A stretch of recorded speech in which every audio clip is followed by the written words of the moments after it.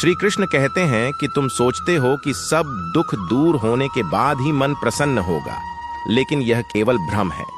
इसके विपरीत अगर तुम मन प्रसन्न रखोगे तो सब दुख दूर हो जाएंगे। अगर कोई आपको नीचा दिखाना चाहता है तो इसका मतलब है कि आप उससे पहले से ही ऊपर हो। इसीलिए ऐसे लोगों पर ध्यान मत दो। जिंदगी जीने के लिए मिली है, इसे लोग क्या सोचेंगे यह सोचने में बर्बाद मत करो।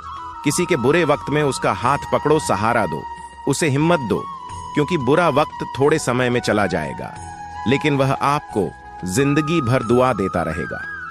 मनुष्य सुबह से शाम तक काम करके उतना नहीं थकता जितना चिंता और क्रोध के एक क्षण में थक जाता है। संबंध परमात्मा से अच्छे बना लो तो तुम्हें किसी की जरूरत नहीं पड़ेगी, तुम खुद सबकी जरूरत बन जाओगे। सलाह देने तो हजारों आते हैं, लेकिन जब साथ देने की बारी आती है तो केवल भगवान आते हैं। श्री कृष्ण कहते हैं सोने से पहले तुम सबको माफ कर दिया करो और तुम्हारे जागने से पहले मैं तुम्हें माफ कर दूंगा। भगवान ऑक्सीजन की तरह हैं जिन्हें आप देख नहीं सकते, लेकिन उसके बिना आप रह भी नहीं सकते। कोई और तुम्हारी मदद नहीं कर सकता, आपको अपनी मदद स्वयं करनी होगी। इसीलिए खुद को कभी अकेला मत छोड़ो। इंसान तब समझदार नहीं होता जब वह बड़ी बातें करने लगे, बल्कि समझदार तब होता है जब वह छोटी छोटी बातों को समझने लगे। आप किस समय सही थे इसे कोई याद नहीं रखता, लेकिन आप किस समय गलत थे ये सब याद रखते हैं। किसी भी व्यक्ति की कोई भी बात बुरी लगे तो दो तरह से सोचो। यदि व्यक्ति महत्वपूर्ण है तो भूल जाओ, और बात महत्वपूर्ण है तो व्यक्ति को भूल जाओ। रिश्तों का संबंध सिर्फ रक्त से नहीं होता। जो मुसीबत में हाथ थाम ले उससे बड़ा कोई रिश्ता नहीं होता। हर रोज रात को सोने से पहले भगवान को अपनी पूरी दिनचर्या बताकर सोएं। अगर आपके द्वारा किसी का दिल दुखा है तो मन ही मन उससे माफी मांगे। अगर आपका किसी ने दिल दुखाया है तो उसे माफ करके सारी चिंताएं भगवान को सौंप कर सो जाए। यकीन मानिए, इससे आपकी जिंदगी खुशहाल बन जाएगी। सबको हंसाना लेकिन किसी पर भी हंसना मत, सबके दुख बांटना लेकिन किसी को दुखी मत करना, सबकी राह में दीप जलाना लेकिन किसी का दिल मत जलाना, यही जीवन का अर्थ है।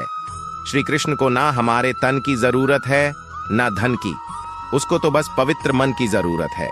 इसलिए वह हमें कुछ भी छोड़ने के लिए नहीं कहते, बस कहते हैं कि मन से विकार छोड़ो, गंदे विचार छोड़ो और बाकी सब मुझ पर छोड़ दो। जो आने वाला है वो हमेशा गुजरे हुए कल से बेहतर होगा। यही एक सोच आपके जीवन में कभी निराशा नहीं होने देगी। श्री कृष्ण कहते हैं कि सच्चा मित्र वही है जो उस समय मैं भी आपके साथ खड़ा हो, जब सारी दुनिया आपके खिलाफ हो। प्रार्थना और ध्यान इंसान के लिए बहुत जरूरी है, क्योंकि प्रार्थना में भगवान आपकी बात सुनते हैं और ध्यान में आप भगवान की बात सुनते हैं। गीता में लिखा है, यदि कोई आपको अच्छा लगता है तो अच्छा वो नहीं, अच्छे आप है, क्योंकि उसमें अच्छाई देखने वाली नजर आपके पास है। अपनी पीड़ा के लिए संसार को दोष मत हो, अपने मन को समझाओ। तुम्हारे मन का परिवर्तन ही तुम्हारे दुखों का अंत है।